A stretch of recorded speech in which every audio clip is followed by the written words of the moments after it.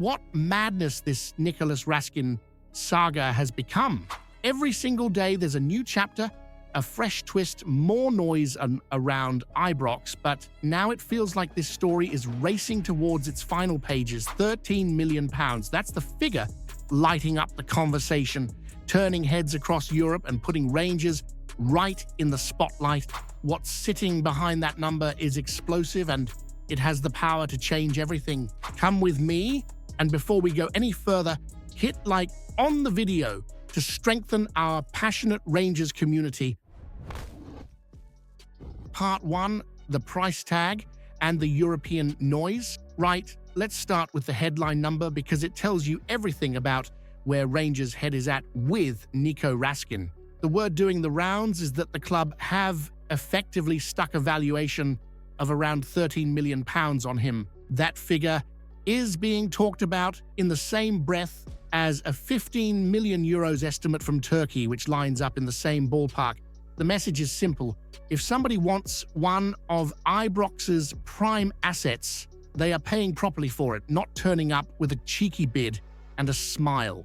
Now, the interest being mentioned is Besiktas. Big club, big city, loud stadium, and usually a club that fancies itself as a shopping destination for players who want a fresh start and a wage bump. And that's the key point here. Even in their own reporting, it's being framed as difficult because of the cost. They can admire Raskin all they like, but admiration does not pay the invoice. Rangers are basically saying you either meet the valuation or you can move on to the next name on your list. And from a Rangers point of view, that is exactly how it should be. This is not the era where we behave like a bargain bin. If there is genuine European interest, then good, that is leverage. That is proof that our players are being watched. But leverage only matters if you use it, and the club using it means standing firm on the fee, setting the tone, and refusing to be pressured by January window noise. Because let's be honest, January is when the nonsense peaks. Agents whisper, clubs leak, everyone pretends they have 10 options, and suddenly you're meant to accept a discount because somebody wants it done quickly. Rangers putting a proper chunky valuation out there is a line in the sand. If the offer does not match it, the conversation is over. Part 2, Danny Rohl sit down and the Rohl argument. Now let's get into the football side, because Danny Rohl has been very clear about what he thinks Raskin is and where he thinks he belongs. He has spoken about having a long, proper one-to-one with him, described as 25 to 30 minutes, and he comes out of that chat sounding convinced that Raskin gets the plan and understands the direction. Rohl's view is not vague. He sees Raskin as a number 6, not a wandering number 8, not a half 10 trying to make things happen with his back to goal, but the guy in front of the defense with the whole game in front of him. The way Rohl explains it is telling. From 6, Raskin can take the play forward. From higher up, he can end up going backwards. That is the manager basically saying, I want you seeing danger early, winning it, and then starting attacks with purpose. Rohl also talks about structure in midfield, especially in possession. He likes what he sees without the ball winning, the bite, the clarity in how they press and defend. But with the ball, he thinks Rangers lose shape, lose connection, and make poor decisions. He gave a really simple example.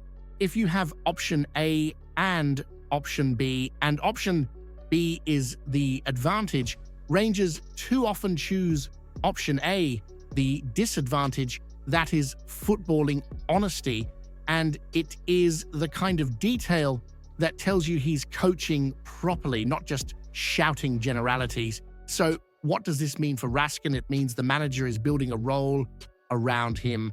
That is important when transfer rumors kick off, because a player is less likely to fancy a move when the manager is giving him clarity and responsibility. It also means the club have a stronger argument to hold out for the right fee. You are not selling a spare part. You are selling a player the manager is actively trying to shape into the backbone of the team. Part 3, the ruthless debate and the Russell Martin shadow. Here comes the controversial bit, and it's not coming from rivals, it's coming from the media narrative around Rangers. There's been commentary suggesting Rangers should be ruthless and cash in on Raskin, with the argument that he has not consistently hit the standard expected at Ibrox. There's even the angle that Russell Martin, who had issues with him earlier in the season, might have been right to freeze him out at the time. Now, I'm going to be straight with you because that's what you want in a Rangers segment. The idea that Martin was right all along is a convenient storyline. It's neat. It wraps everything in a bow, but football at Rangers is rarely neat, and it's definitely not tidy when you're trying to rebuild. Yes, Raskin has had spells where he looks like he's carrying a piano. Yes, there have been performances where you're screaming at the telly for him to make the simple pass, release it quicker, or stop forcing the issue. And yes, at this club, the shirt weighs heavy, but the other side of that coin is what happens when you start selling your best assets in a panic. You can dress it up as ruthless, but sometimes it's just self-sabotage, and the timing matters. There's talk of Rangers needing to manage funds after a net spend of £20 million in the summer. That's real, that's the modern game, but the solution is not always to sell a starter mid-season because a Turkish club is sniffing about. The solution is to be smart. If the money is genuinely massive and it moves the whole rebuild forward, then fine, you listen. But if it's simply cashing in because you're angry at a bad run, that is not rebuilding, that's flinching. Also, let's not pretend that pushing a player out because he is mouthy or because he has personality is automatically a positive. Rangers have never been a club that should fear big characters. We have to channel them, not erase them. Rohl sounds like a manager who wants to harness Raskin, not silence him.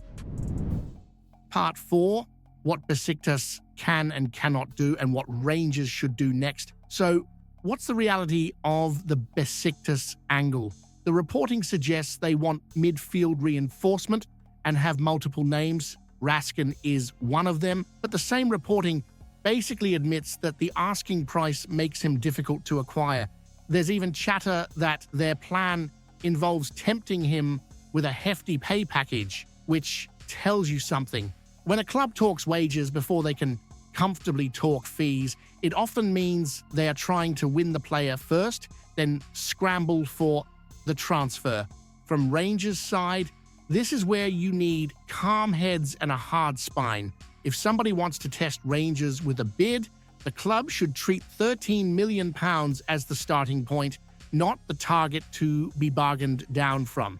Because once you set a valuation publicly, if you fold quickly, you advertise weakness to every club and every agent. At the same time, Rangers have to be honest about performance and trajectory. Raskin's contract running to 2028 gives Rangers control, which is huge. It means you are not being held hostage by an expiring deal, but control does not equal infinite value. If his form stays up and down, the market can cool. If he kicks on under Rohl and becomes the nailed on number 6, then suddenly £13 million looks like a bargain and Rangers can demand more. That's why the next few weeks matter. Not because Besiktas are scary, but because Rangers need to decide what story they are telling as a club. Are we building around a manager's plan, or are we selling parts as soon as someone waves money? And are we finally going to act like a club that dictates terms, or are we still living in that old habit of letting other people decide what our players are worth? And while all this goes on, you can't ignore the wider context. There has been talk that this season has been a grim one, and the pressure at Ibrox is never gentle. That pressure can either crush you or it can forge you. If Raskin responds to it and Rohl gets that midfield structure and decision-making improved, then this transfer chatter becomes background noise, not an exit plan. Now here's the polemical one for you, and I want you to be honest in the comments. if Besiktas actually put £13 million on the table in January, would you sell Nico Raskin immediately to bankroll Rohl's rebuild?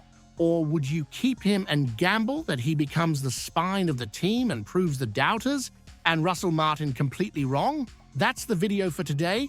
Make sure you leave a like to show the strength of our Rangers here on YouTube and drop a comment letting me know what you thought.